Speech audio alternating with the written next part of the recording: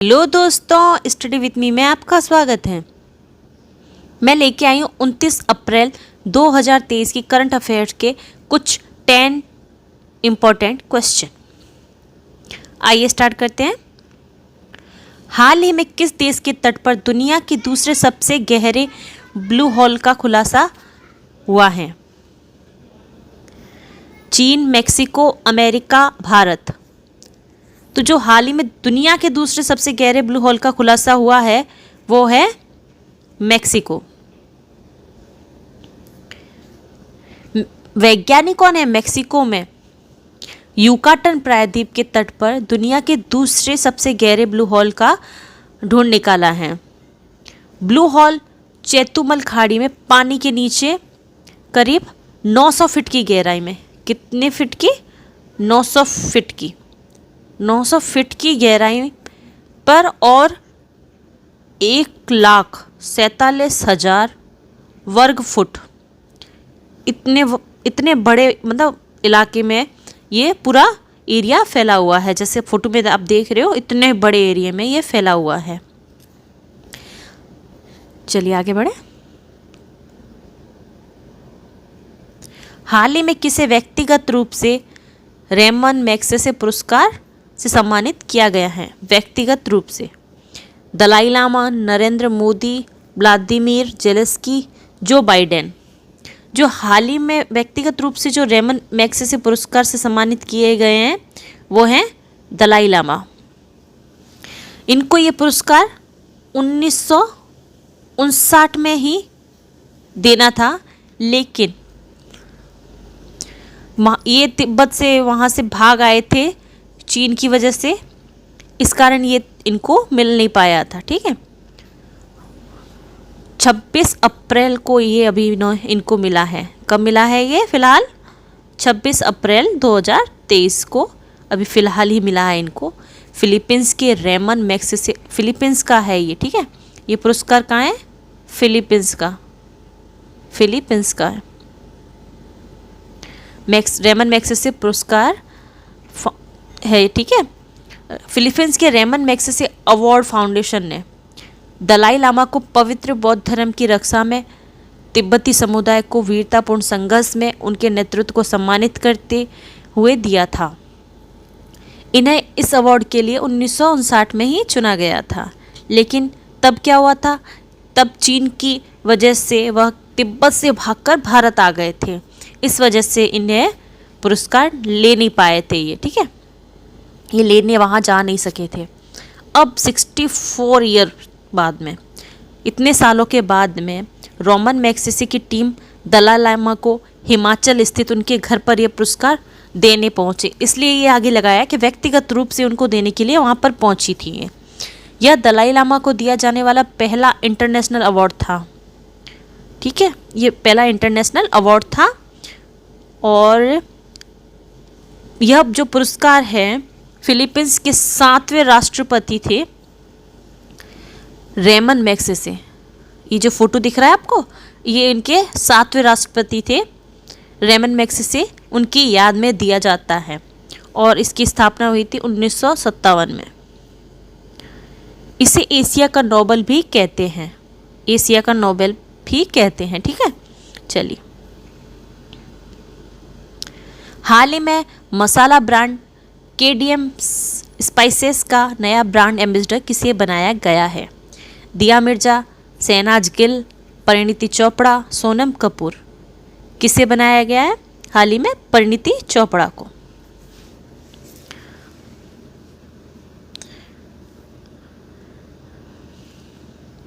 हाल ही में किस अमेरिकी राज्य ने दिवाली को आधिकारिक छुट्टी घोषित किया?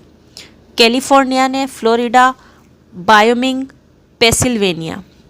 तो ये जो दिवाली की आधिकारिक छुट्टी घोषित की गई है अमेरिका के पेंसिल्वेनिया में की गई है। सीनेटर निकिल सावल, जो सेनेटर हैं निकिल सावल ने कब किया ये घोषित? 26 अप्रैल को।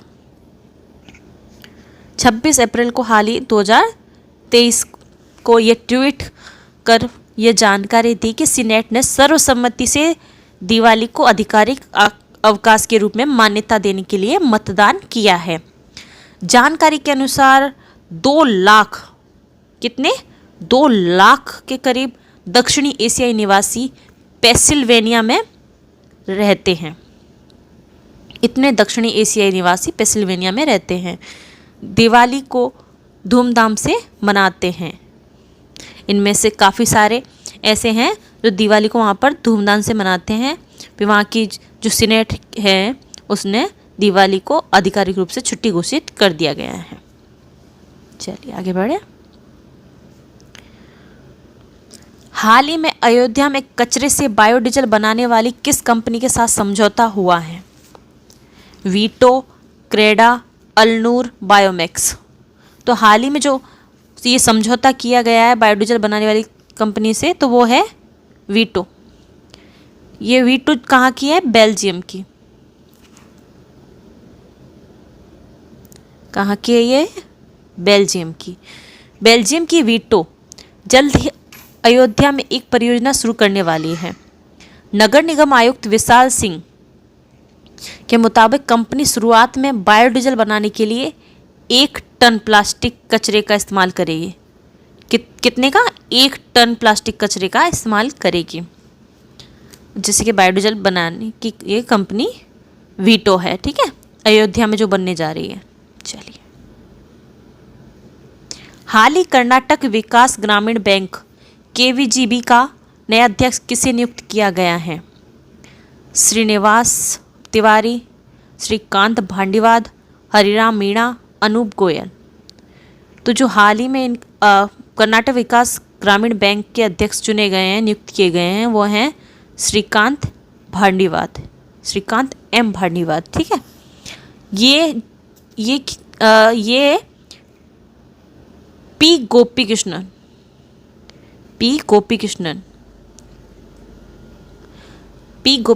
की जगह पर नियुक्त किए गए हैं। और कर्नाटक विकास ग्राम बैंक की स्थापना कब हुई थी? 2005 में। इसका हेडक्वार्टर है धारवाड़। धारवाड़ कहाँ है? कर्नाटक में। धारवाड़, कर्नाटक, ठीक है। चलिए आगे बढ़ते हैं। हाल ही में jet north east narratives of change नामक पुस्तक किसने लिखी? आशीष कुंद्रा, चेतन भगत, शशि थरूर, प्रकाश सिंह। तो ये जो लिखी है वो लिखी है आशीष कुंद्रा ने। आशीष कुंद्रा ने इसे कहाँ लॉन्च किया है? नई दिल्ली में। कहाँ लॉन्च किया है? नई दिल्ली में, ठीक है। पूर्वोत्तर भारत और उसके लोगों के इतिहास पर नई किताब लिखी गई है। ये नॉर्थ ईस्ट के पूर्वोत्तर भारत और उसके लोगों के इतिहास पर, ठीक है। और ये जारी कब की गई है? फिलहाल ही 21 अप्रैल को 2023 में ही इसे जारी किया गया है।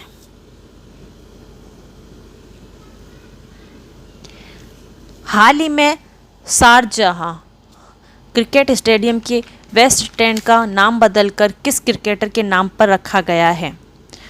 Virat Kohli, MS Dhoni, Sachin Tendulkar, Chris Gayle. किसके नाम पर रखा गया है ये?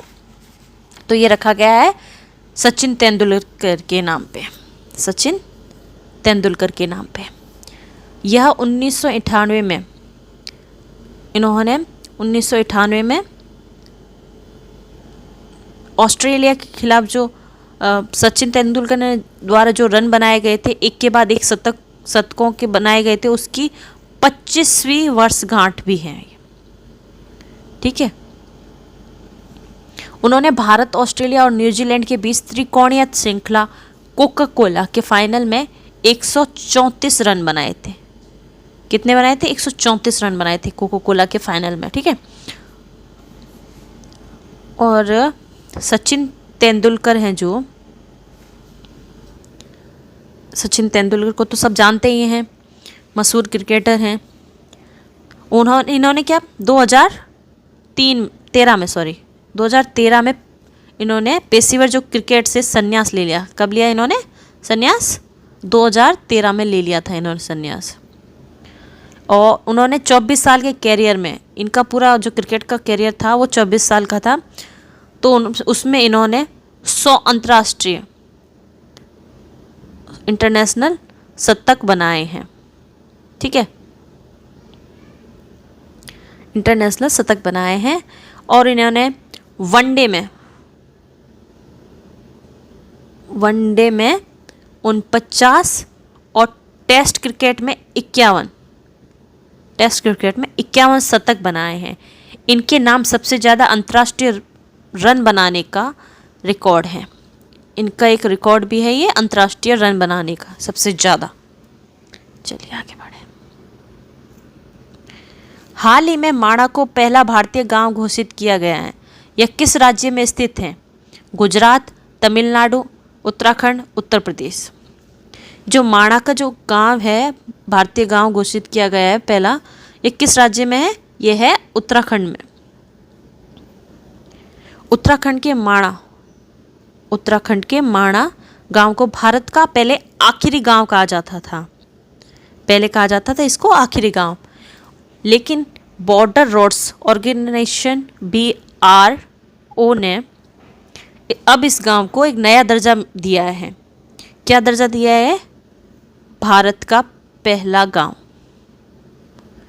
भारत का पहला गांव के नाम से इसको दर्जा मिला है, वो है उत्तराखंड का माणा। चलिए आज का लास्ट क्वेश्चन, किस अभिनेत्री को हाल ही में लता दीनानाथ मंगेशकर अवार्ड मिला है? रानी मुखर्जी, विद्या बालन, दीपिका पादुकोण, काजोल। किसे मिला है हाल ही में ये पुरस्कार? तो मिला है विद्या बालन को। कुछ दिन पहले ही इसके बारे में बातचीत की थी हमने। लता दीनानाथ मंगेशकर किसके कारण दिया जाता है? लता मंगेशकर की याद में ये दिया जाता है। तो इस साल ये मिला है विद्या बालन को।